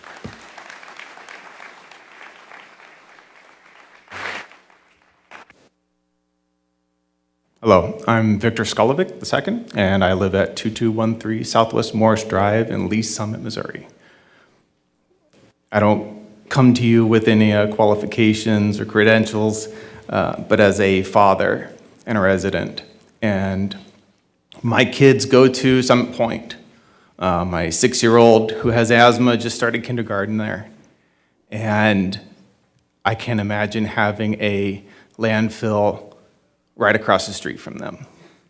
I can't imagine what this community would be turned into years down the road as they grow up and as they try to make a life here.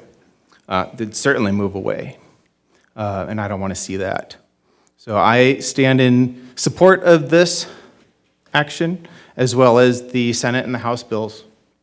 And I appreciate everyone's diligence and attention on this issue. And I would ask and encourage everyone here to make their voices heard and continue their activism. And thank you for your time.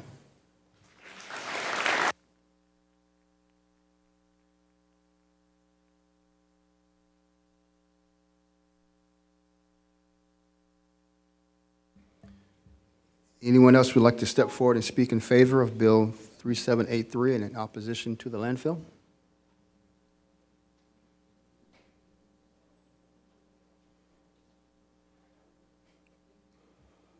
Seeing none, I will now close the public hearing. Before we have council discussion, do I have a motion to dispose of this item? Mr. Mayor Pro Tem. Yes, sir. Mr. Holman. Sir, it is appropriate that as a representative of Ward 3 of the city of Raymore, at this time, I move we approve Bill 3783.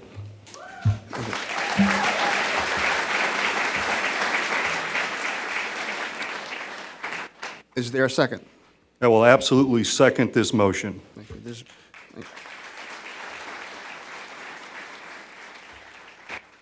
There's been a motion and a second on this item. If there's no further discussion, Ms. Hill, may I have a roll call vote, please? Sir, point of order. Yes. I'm sorry. I'm moving ahead too fast. Is there any discussion on this item? Mr. Mayor Pro Tem. Yes, Councilmember Holman. I would like to make a comment on this motion that I made. There are a number of things about this issue that bother me. There are no good points whatsoever. One of the things that bothers me the most is the secrecy with which this came to us. Until 2 days ago, we hadn't even seen the faces of the developers. They refused to meet with us. They refused to talk to us. City staff, the mayor, and I believe had Representative Hafner and Senator Bratton not had the courage to bring the bills forth that they have, we still would not have seen the faces of these people.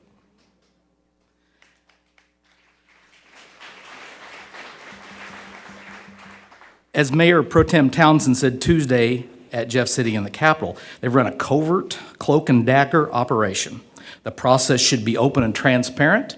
It is absolutely disgusting that the Monheisers have attempted to develop a landfill in such secrecy, right across from the street from an elementary school, churches, a lake, businesses, farms, and thousands of homes. Thank you.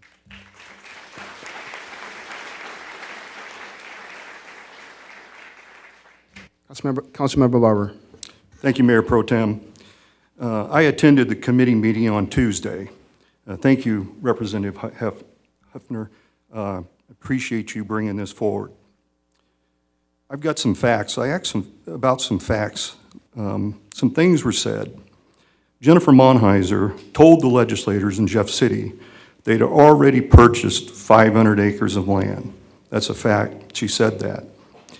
I asked for information on those parcels. As of yesterday, Jackson County shows all those parcels with the original owners. Now, I know we've got some realtors here, and I've been involved in city council for quite some time. Contingencies are not purchases.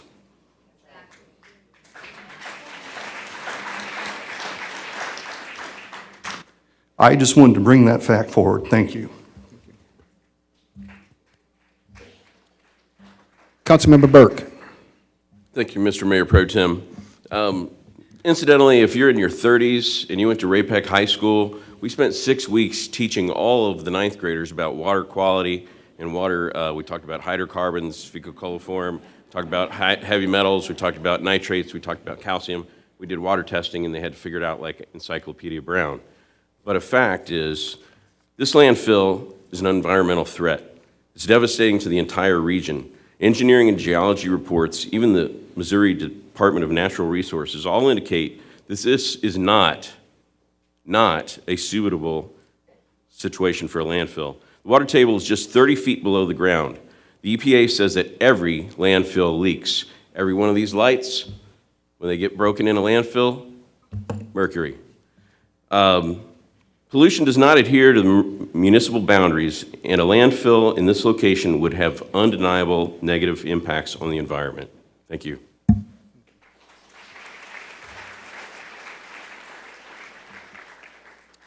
Councilwoman Forster. Thank you. I just wanted to reiterate that I disagree with the Monheisers and that the landfill would be a benefit because as we heard from the first person that spoke, there's a transfer station right up the road at Grandview that's closed, that's only working, I think he said at 20%, and he claims he can handle Kansas City. So there's no need to put a landfill in our backyard. Transfer stations are, whenever I looked up the facts, I have that overall the transferred cost in energy use, traffic count, the wear and tear on the roads, the air emissions is better than having a landfill. So we already have the solution, it's just the need for greed. So I'm opposed.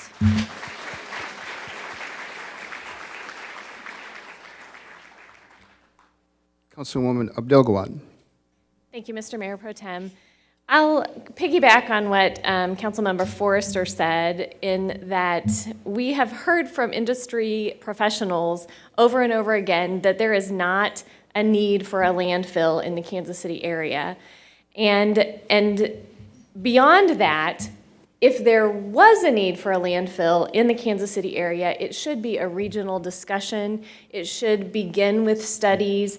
It should begin with studies about the need. It should continue with studies about where's the best place environmentally, et cetera. And so starting there, but then finishing with a thank you to all of you who are here, all of our citizens of Raymore, Lee Summit, Kansas City, Grandview, Belton, all of our representatives who are here tonight. We greatly appreciate your support and your attendance tonight. Our special counsel and geologist who spoke tonight. So thank you all for being here. What we're doing is we're showing that we are a united group against this.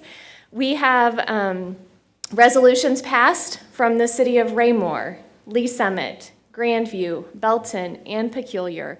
We have resolutions also passed from the Lee Summit School District, from the Ray-Peck School District, and we had not this many people, but lots of people in Jefferson City this week who spoke out against this landfill. So what we're doing is we are showing loud and clear that this is not the location for a landfill. So thank you for being on board, and as you heard tonight, stay involved. Let's continue this fight.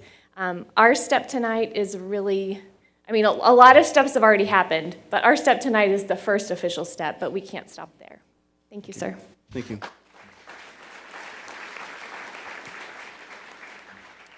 Councilwoman Wills. Thank you, sir. I also just wanted to say that this landfill it brings a deterioration of property values and an undeniable negative impact on future development in Raymore and beyond. Everyone here has invested their livelihoods into their homes. You have devoted your time and energy into choosing the right school district, a safe neighborhood for your children to grow up in, and a supportive community. Sorry, excuse me. You have picked Raymore for a variety of reasons, but mostly because you saw a place that would grow with you throughout the phases of your lives.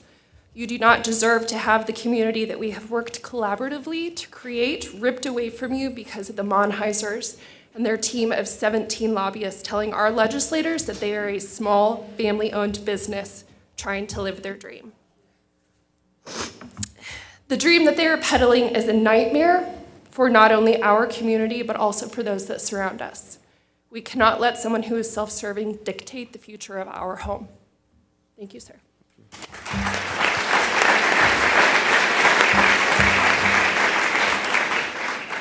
Councilman Berenstain. Thank you, Mr. Mayor Pro Tem. You know, when I see this large room full of people tonight, I know we've got folks here from different areas, different backgrounds, different city limits, Cass County, Kansas City, Raymore, Lee Summit. We've got people with different political backgrounds here.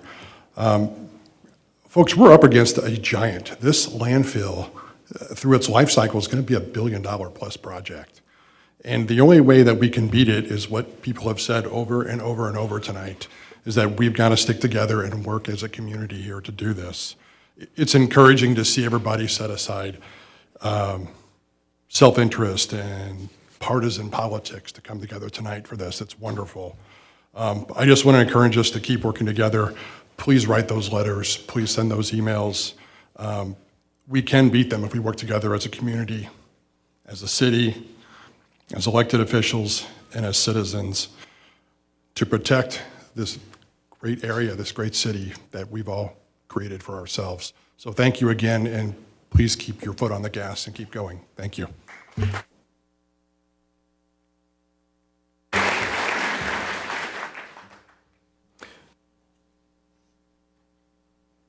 Thank you. Thank you for the council members, and thank you for your comments.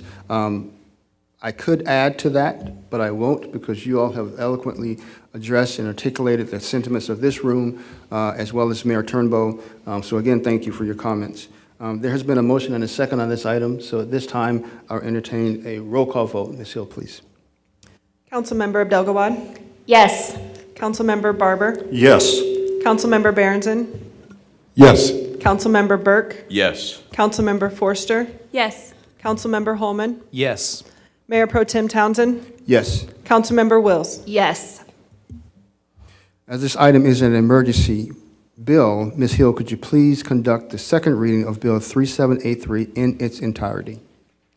The second reading of Bill 3783 in its entirety, an ordinance pursuant to Section 260.205 RSMO opposing the approval of any application for the development, construction, and operation of a solid waste landfill, demolition material landfill, solid waste transfer station, or demolition material transfer station within 1/2 mile of the city's shared northern border with the city of Kansas City, Missouri.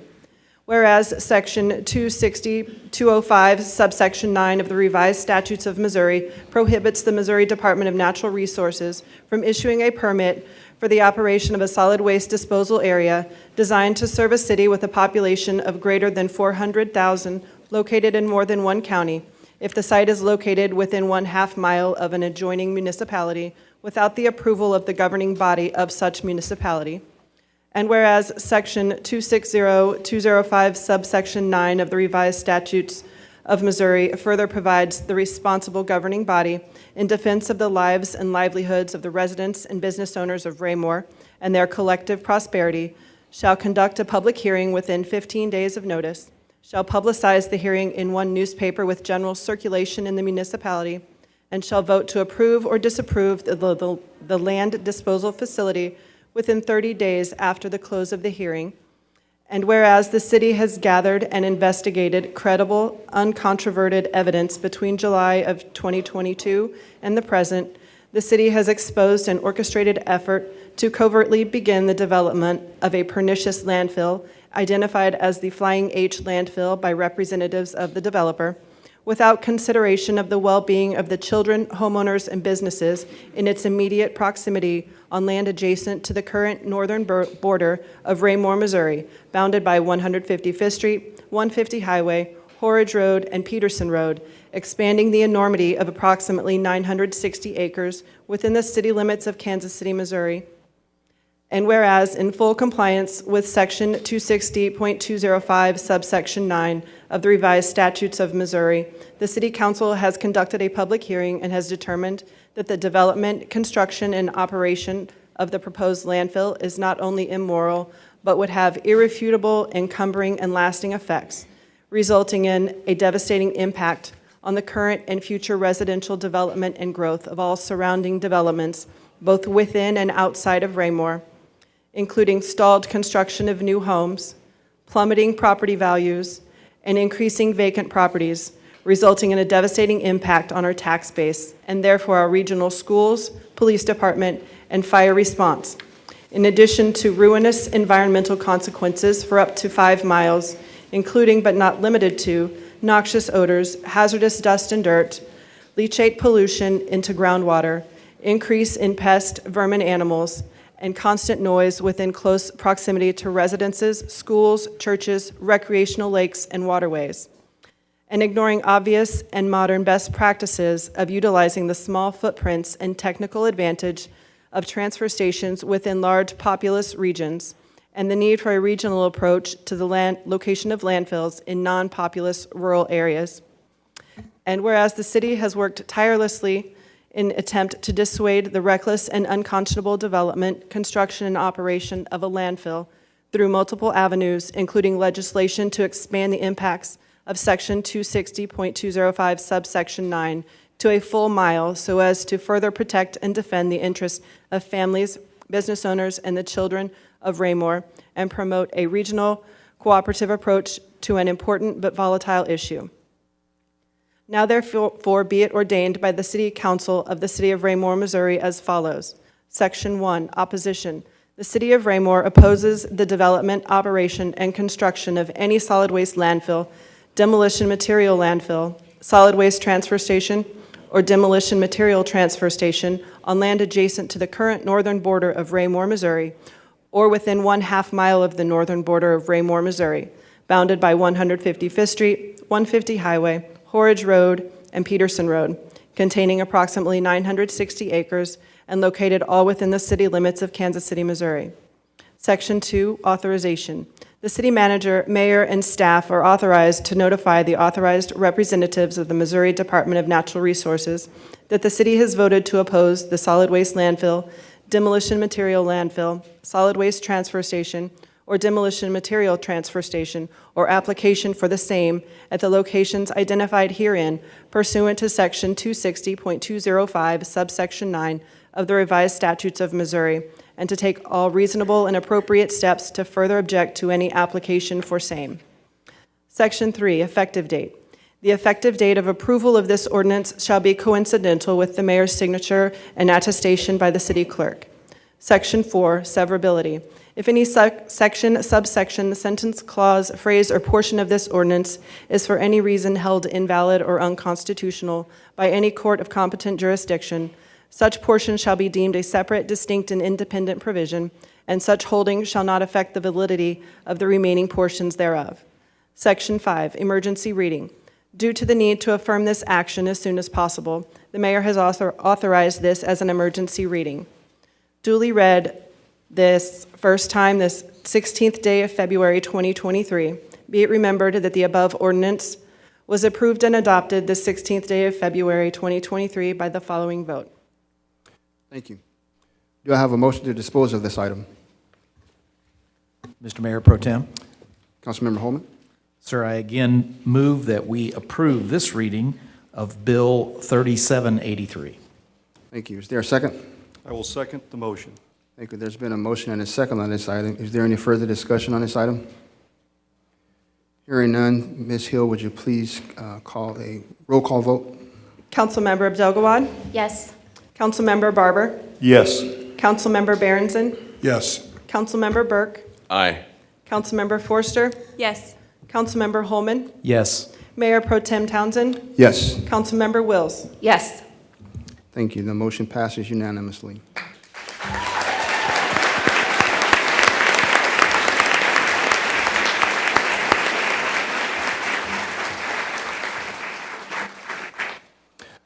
At this time, I'd like to echo the sentiments of my colleagues in this council in our unanimous support of this bill and our steadfast opposition to a landfill on our northern border. To all who attended this meeting tonight and watched online, thank you for your participation and continued engagement in this critical issue. Many of you have asked, what can we continue to do to help? First, contact the members of the local government committee in Missouri House of Representatives and urge them to approve House Bill 909. They will be voting on this bill in the committee next week. If the bill is passed next week, we will renew our efforts to contact legislators in the House and Senate and urge them to pass this important piece of legislation. Thank you again for your attendance tonight.